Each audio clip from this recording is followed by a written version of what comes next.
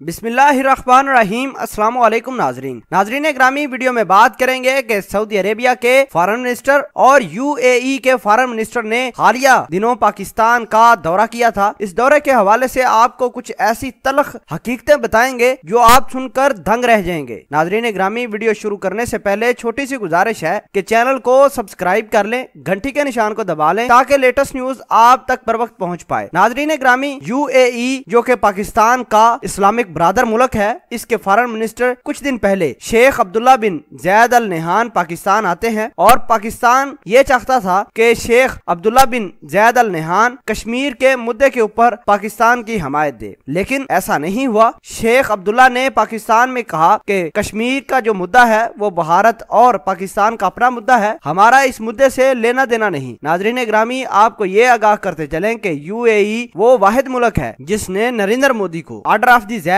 جو کہ ان کا سب سے بڑا سول ایوارڈ ہے، اس سے بھی نوازا، اور یو اے ای وہ واحد ملک ہے جس نے 370 آرٹیکل سسپینڈ ہونے کو خیر مقدم کہا اور اس کی مکمل طور پر سپورٹ کی۔ ناظرین گرامی، یہ وہ لوگ ہیں جن کی ہم نے بہت زیادہ عزت اور حوصلہ افزائی کی۔ یہ جب پاکستان میں آتے تھے، ہمارے وزیر اعظم صاحب ان کی گاڑی تک چلا لیتے تھے، لیکن آپ دیکھیے کہ ان کے فارن منسٹر شیخ عبداللہ بن زید ال نہیان نے کہا کیا کہ وہ پاکستان کی حمایت نہیں کر سکتا، اور بھارت اور پاکستان دونوں ملک آزاد ہیں، یہ معاملہ بات چیت کے ذریعے ہی حل ہو سکتا ہے، اور ہم انڈیا کے خلاف نہیں بول سکتے۔ اس طرح کے بیانات جاری کیے گئے۔ آپ کو یہ بتاتے چلیں کہ پاکستان ناراض تھا یو اے ای سے، تو یو اے ای کے پرنس نے پاکستان میں ناراضگی ختم کرنے کے لیے اپنے فارن منسٹر کو بھیجا، جس میں ملاقات ہوئی شاہ محمود قریشی صاحب کی، اور قریشی صاحب نے ایک میڈیا ٹاک میں اس بات کا انکشاف کیا تھا کہ یو اے ای نے پاکستان کی حمایت نہیں کی کشمیر ایشو کے اوپر۔ ناظرین گرامی، آپ کو یہ آگاہ کرتے چلیں کہ کشمیریوں کے ساتھ جو کچھ بھی ہو رہا ہے، اس کو مکمل طور پر سپورٹ کر رہے ہیں یو اے ای والے، اور